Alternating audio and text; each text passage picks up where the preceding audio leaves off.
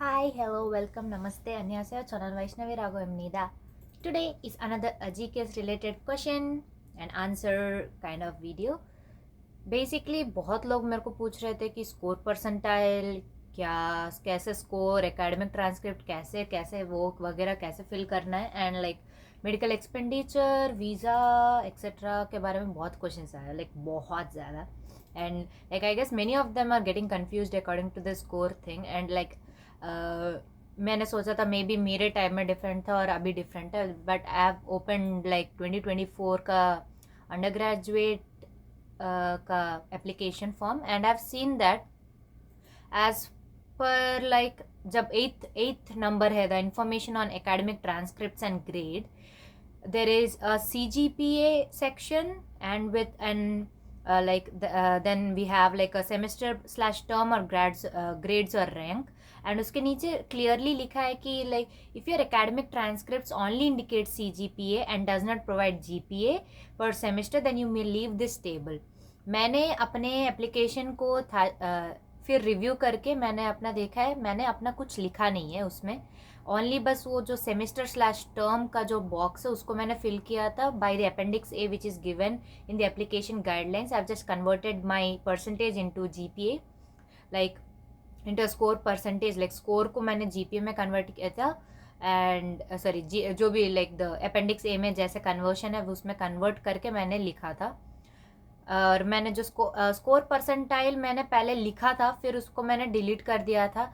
Like you can write if you have a proper CGPA या GPA.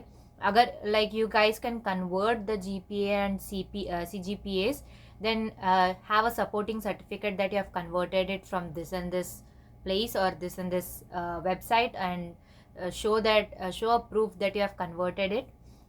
Like मैंने तो वैसे ही फिल किया था फॉर्म को, एज मैंने अपना फॉर्म खोल के रखा है. तो ये फॉर्म में जैसे है, मैंने अपना बस GPA indicated on your original academic transcript के नीचे जो सेमेस्टर वाइज है, मैंने like first year 9th grade, second year 10th grade, third year 11th grade, fourth year 12th grade करके ऐसे नीचे ब्रैकेट में लिख के फर्स्ट फाइनल 9th ग्रेड का, सेकेंड ईयर का 10th ग्रेड का फर्स्ट फाइनल, फिर 11th ग्रेड का फर्स्ट फाइनल, 12th ग्रेड का फर्स्ट यूनिट, क्योंकि मैं डेफरल में थी. आई मीन लाइक मेरे एग्ज़ाम अभी तक कंप्लीट नहीं होते, तो मैं फर्स्ट यूनिट लिखी थी. उसके हिसाब से मैंने पूरा चेंज करके स्कोर परसेंटाइल लिखा था out of 100 points. So as I am saying, like many are getting confuse how to fill it. If you guys have it in only indicates in CGPA and does not provide in GPA per semester, then you may leave the table empty. If it is provided in GPA, then you can provide the first year, second year, third year, fourth year, and if you have extra you can just add the boxes and provide your marks. And जो ऊपर information on academic transcript like cumulative CGPA of previous program, अगर आपके पास CGP नहीं है तो मत लिखो, just leave that box. Only GPA, जितना GPA वही बस लिखना और ज़्यादा मत लिखना. Don't get confused in this, because CGPA only if you have it. Like it's also written that, like according to the new application, if you have or are expected to receive an associate degree, please fill in your grades achieved from associate degree program. If you don't have any associate degree program, neither CGPA, don't fill that. Leave that box empty until unless you have it. अगर ज़्यादा fill करने का मन है, like score percentile में, फिर transcript does not have a score percentile, refer to appendix A GPA conversion table to convert your CGPA into 100 point scale. अगर GPA नहीं है तो CGPA को 100 पॉइंट स्केल में कन्वर्ट करके स्कोर परसेंटाइल बॉक्स में डाल सकते हो आप लोग. That's what I was like about. Many were asking about scoring. And उसके बाद like personal statement and study plan, like many people send me and I proofread them and send the mistakes, or like if they're perfect they'll just send it as perfect. And बहुत लोग पूछे कि visa का क्या scene है and medical का क्या scene था. मैंने 2 टाइम मेडिकल दिया था, एक वीज़ा के लिए, एक सेकेंड राउंड सिलेक्शन के लिए. सेकेंड राउंड सिलेक्शन के लिए they send you a PDF where you have to take out all the medicals. मैंने अपना ड्रग टेस्ट दिया था, एंटी लाइक और 2-3 थे, वो सब टेस्ट दिया था मैंने. And it costed me around 3 to 5K Indian rupees. मतलब उस रेंज में पड़ता है, क्योंकि इट डिफर्स फ्रॉम हॉस्पिटल्स. मैंने अपने स्टेट में अपने प्लेस में अपोलो में करवाया था, तो उसको 3 to 5K ऐसा लगा था. That is for the second round का मेडिकल थिंग.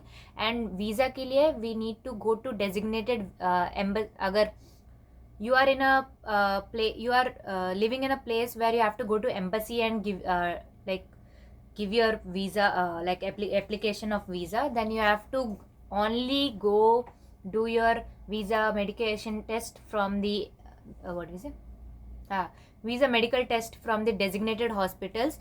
वो कहाँ दिखेगा बोलने से, if you go अगर तुम साउथ के रीजन में, तो you have to go to Chennai. Since I have gone to Chennai, Korean embassy of India Chennai का वेबसाइट खोलने से you'll have डेजिग्नेट, थोड़ा सर्च करने से you'll have the designated list of hospitals. One is Apollo, one is Meerut. And Apollo में बहुत कम chances होता है, तो I went to Meerut hospital. if you are a South Indian, you have to go to Chennai's embassy, so you can either go to Apollo or Meerut hospital in Chennai in specific branches only.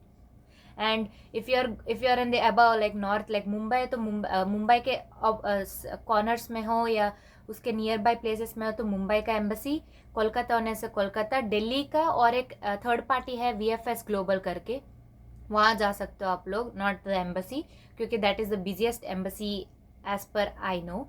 So VFS global करके वहाँ रहता है. It's the same procedure.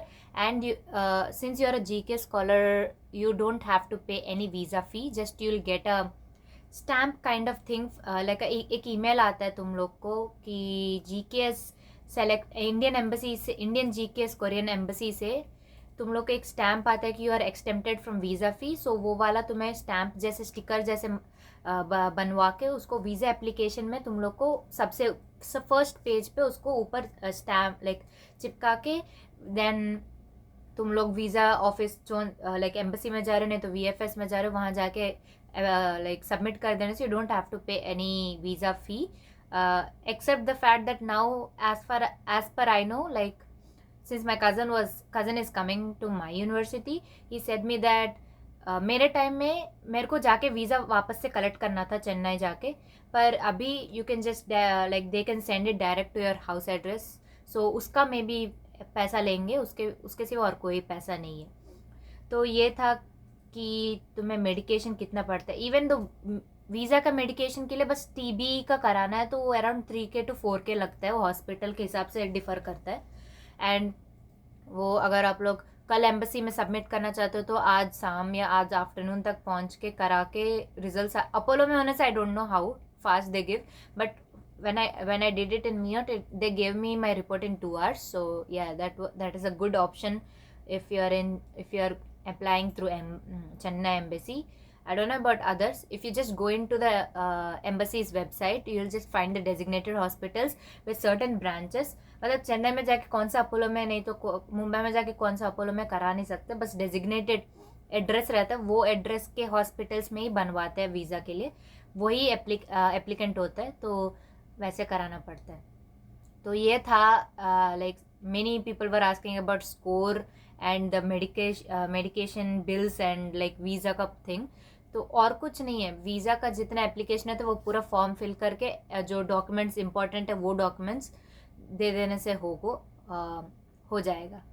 Sorry, I have literally forgetting my every language, सब mix होके बात कर रही हूँ. So hopefully you guys understand it.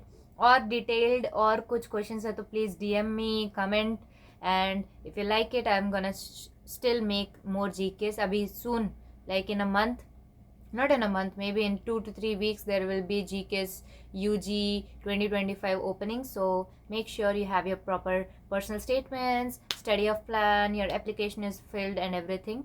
So yeah, this was it for this video. See you next time. Bye bye.